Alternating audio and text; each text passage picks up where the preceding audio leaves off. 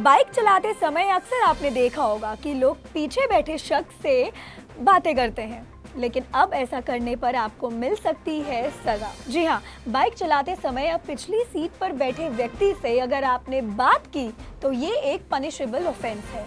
केरला सरकार एक नया नियम लेकर आई है जिसके तहत अब बाइक चलाते समय अगर आपने पीछे वाली सीट पर बैठे शख्स से बात की तो आपको सजा हो सकती है। ऐसा करने पर आपको फाइन भरना पड़ सकता है। तो आइए जानते हैं इस नियम से जुड़ी सारी डिटेल्स और साथ ही ये कैसे लागू किया जाएगा और इसके तहत क्या क्या चीजें कवर होंगी इस वीडियो में।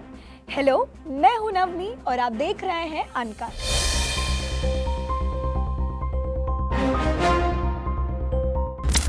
रोड सेफ्टी को बढ़ाने के उद्देश्य से केरला के मोटर व्हीकल डिपार्टमेंट ने बाइक राइडर्स के लिए एक नया नियम पेश किया है। इस नियम के अनुसार अब बाइक की पिछली सीट पर बैठे राइडर से बातचीत करना अब ऑफेंस है। सरकार के अनुसार इस तरह के डिस्ट्रैक्शंस रोड एक्सीडेंट्स के रिस्क को बढ़ाते हैं, तो इसीलिए इस नियम का लागू होना जरूरी है। हालांकि इस निर्देश का उल्लंघन करने पर सजा क्या मिलेगी, इसका खुलासा अभी केरल सरकार ने नहीं किया है, लेकिन सजा मिलेगी जरूर। अब वो फाइन होगा या जेल या दोनों, ये भी जल्द ही पता चल जाएगा। केरला के मोटर वाहन विभाग के इस निर्देश के अनुसार पिलियन राइडर से बात करते समय राइडर्स डिस्ट्रैक्ट हो सकते हैं, यानी कि उनके फोकस में कमी आ सकती है, जिससे कि बाइक चलाते समय सही निर्णय लेने में और रिस्पॉन्स टाइम में देरी हो सकती है और ऐसी ध्यान भटकने वाली चीजों से ही एक्सीडेंट्स होने के चांस बढ़ जाते हैं। तो ऐसे में इस नियम का लागू होना बहुत जरूरी है। वैसे बात तो बिल्कुल सही है कि कोई भी दो व्हीलर चलाते समय पीछे बैठे व्यक्ति से अगर बात करे तो ये रिस्की हो जाता है, क्योंकि इससे राइडर का ध्यान सड़क से हट जाता है और अगर कोई इमरजेंसी आ गई जिसमें राइडर को जल्दी से कोई डिसीजन लेना पड़े या रिस्पॉन्स करना पड़े तो उसमें भी देरी हो सकती है। इस डिस्ट्रैक्शन की वजह से राइडर जरूरी ट्रैफिक सिग्नल, पैदल चल रहे यात्री या किसी भी हर्डल या फुटपाथ को मिस कर सकता है, जिससे कि एक्सीडेंट होने की संभावना और भी ज्यादा बढ़ जाती है।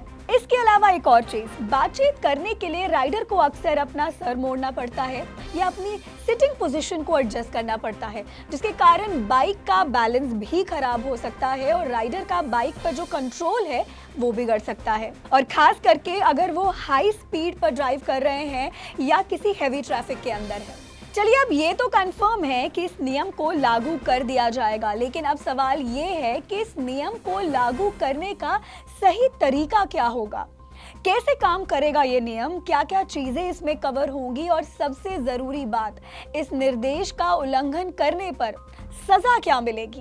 केरला के मोटर वाहन विभाग ने अभी तक इसको लेकर कोई फैसला नहीं लिया है कि इस निर्देश को कैसे लागू किया जाएगा, लेकिन बताया जा रहा है कि ऐसे मामलों के खिलाफ तत्काल कार्रवाई ही की जाएगी और साथ ही कितना फाइन लगेगा ये भी कुछ दिनों में डिसाइड हो जाएगा। वैसे तो ये नियम अभी सिर्फ केरला सरकार ने ही लागू करने का फैसला किया है, लेकिन हो सकता है कि देश के बाकी राज्य भी इसे जल्द ही लागू कर दें, और ऐसा होना भी चाहिए, क्योंकि ministry of road transport and highways ने अभी हाल ही में एक रिपोर्ट जारी की जिसके अनुसार साल दर साल भारत में रोड एक्सीडेंट्स के नंबर बढ़ते जा रहे हैं, और अगर इन सभी रोड एक्सीडेंट्स में से सिर्फ बाइक से हुए एक्सीडेंट्स की बात करें तो इसका आंकड़ा 72,000 के करीब है, जो हर दिन के हिसाब से 200 से भी ज्यादा है।